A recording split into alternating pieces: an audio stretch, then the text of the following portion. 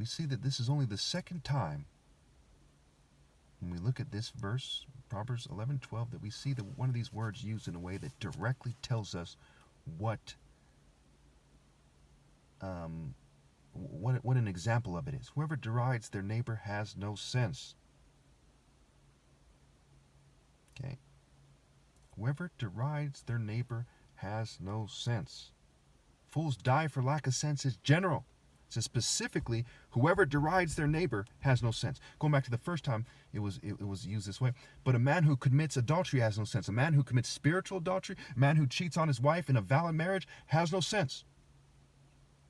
A man who follows someone else, has no sense. Someone who cheats me out of my right to lead has no sense. Whoever derides their neighbor, whoever brings their neighbor down, unfairly, has no sense. Whoever leads people astray has no sense. Whoever derides a neighbor, instead of loving their neighbor, whoever flatters them for no good reason, right? Whoever misleads them for whatever reason and in whatever way has no sense. But a man who commits adultery has no sense. You see that?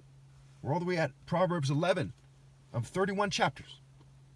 Whoever derides their neighbor has no sense, but one who has understanding holds their tongue. Going down to verse 30, the fruit of the righteous is a tree of life, and the one who is wise saves lives. So what am I trying to do here? The one who's wise tries to save lives. And if there's lives that can be saved, that are destined to be saved, they save lives. We see in Isaiah 63 that it says that he was appalled, that the Messiah will be appalled that there's no one to help him. Same with Isaiah 59, appalled that there's no one to help him. So he's got to do everything himself. But this doesn't mean that individuals don't help him. Okay, that's inconclusive. It means that all the other spirits of the world didn't help.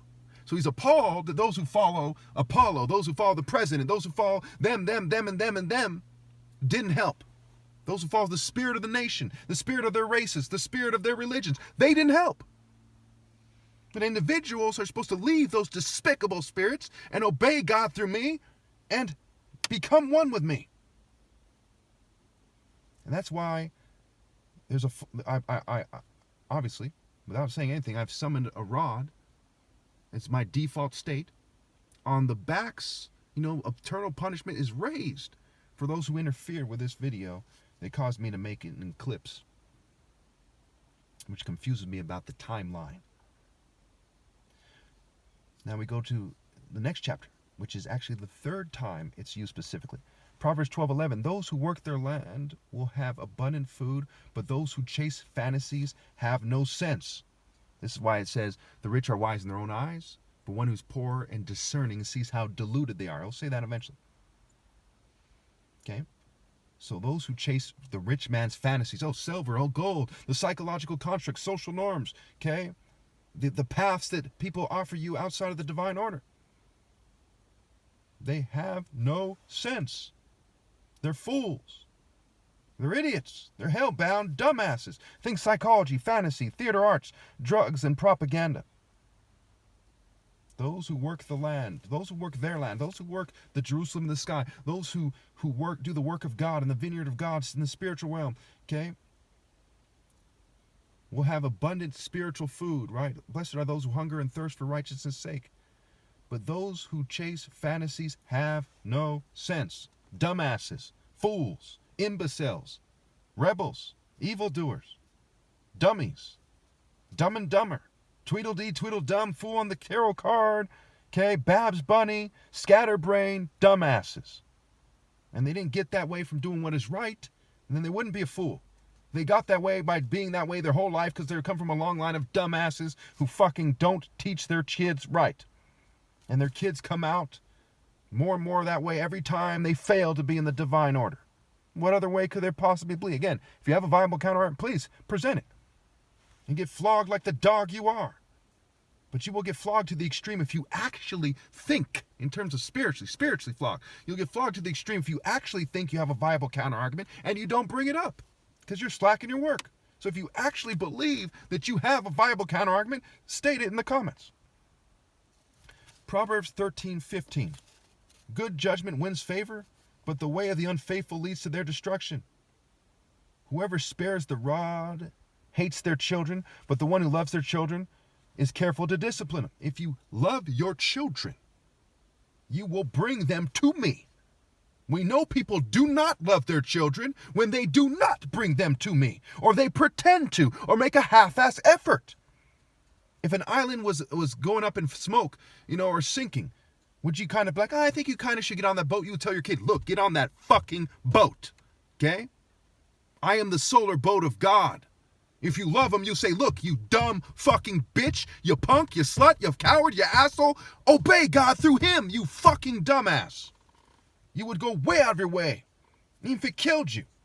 So you do not love your kids because you spared the rod. Whoever spares the rod hates their children, but the one who loves their children is careful to discipline them. And to discipline them relative to wisdom, to make it moral wisdom. Make sure they're not morally deficient. Make sure they have the moral direction from God that only comes through me. And I'm the last valid one ever. And they're not going to sit there, we hope that you choose one of us sinners. No. King Herod can't say that we're crucifying you, so I hope that you choose me or someone in my family or someone in some group that I'd want you to choose. That's not going to happen. And that's the rest of the world. Be sure of this more than anything else, that after I'm gone, there will not possibly be a valid redeemer and that no one else can bring you to God. The Bible says you have one teacher, that's the Messiah. That is me. Proverbs 14:33. Wisdom reposes in the heart of the discerning, and even among fools she makes herself known. It's another reason they have no right to reject me. Even if you're a dumb slut, you see me, you see the pinnacle of human existence, God in the black top martial artist ever. Is real, the real one. Hebrew is an Afro-Asiatic language. Why black? Because that's how it played out.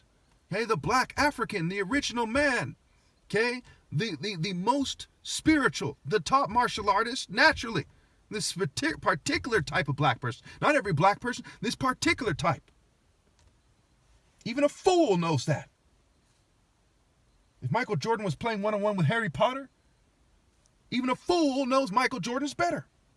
If Harry Potter and everyone else is moving through life, even a fool knows that I am the master at life. Wisdom reposes in the heart of the discerning, and even among fools she lets herself be known. Spirit, to determine rank. Who's the top? Even in the Bruce Lee movie, he tries to take on someone else in hand-to-hand combat to prove he's best. But that's a fool's mistake. Should you get punched in the head 10 times? By a master martial artist trying to prove you're the best? Only a fucking idiot chooses actual brute force to choose they're the best. So he's disqualified. Get him the fuck out of here and take his bitch ass movies with him.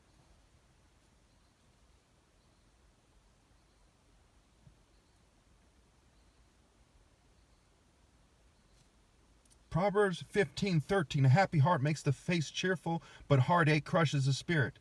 The next verse. The discerning heart seeks knowledge, but the mouth of a fool feeds on folly. The discerning heart seeks knowledge. This is a general statement, again. And that's the 20th time one of these words is used, and it's used in a general statement to help you appreciate the importance of these words and ideas.